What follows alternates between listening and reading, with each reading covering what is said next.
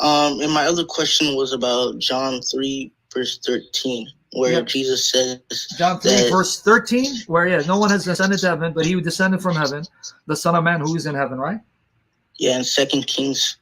There's no contradiction there, because in Elijah, when he went to heaven, did he come back down with the mysteries of the kingdom? Nope.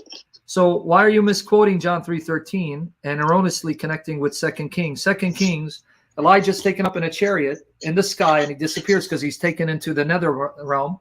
Is that what Jesus is talking about? He's talking about those going up to heaven to bring down the mysteries, revelation of heaven. Yeah. Did Elijah come back down and tell you what heaven's all like? He stayed in heaven. Did he not come down and tell you what heaven is all like? Nope. So who's the only one who came down at that point in history to tell you what heaven is like, because he was there in heaven, he knows what it's like? The Lord Jesus Christ. So where's the problem? Wow. In fact, if you read verses, if you read verses 10 and 13, that's exactly the context. Read from 10 to 13. John 3, 10 to 13. What is he talking about? John 3, verse 13. John 3, 10 to 13. You start at 13, but read 10 to 13 to see what his point is when you read 10, 11, and 12. Okay, John 3. John 3, 10 to 13. Okay, I'm there now. It says, Jesus answered and said to him, "Are you the teacher of Israel and do not know these things? Most assuredly, I say to you, we speak what we know." Now notice the plural. Pay attention. Jesus speaking in the plural. What verse are you reading? 11, right? Yeah, I'm at 11.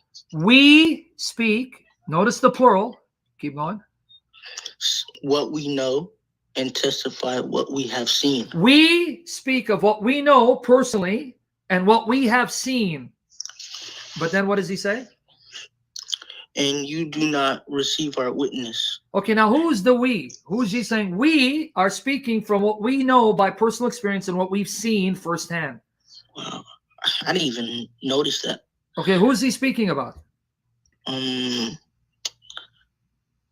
speaking about the Father and Spirit. Thank you. He's saying we, the Godhead, Father, Son, and I, we are speaking from what we know by personal experience and what we've seen firsthand, but you don't accept our testimony. Now read 12 and 13.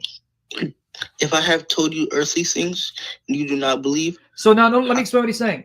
I gave you earthly examples and you're having a hard time understanding. How much more will you be confused if I tell you of heavenly things?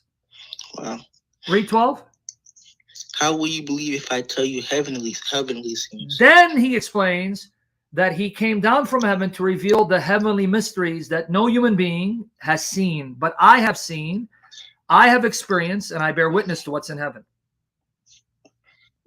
Continue on. Yeah, well, that I just explained to you. Is that one? Then he then says in 13, no man has ascended. What's the context of that now? The context is about that Jesus came down from heaven to explain the things that are going on. Going on where? In heaven. Because no man has ever seen heaven except we, Father, Son, and me.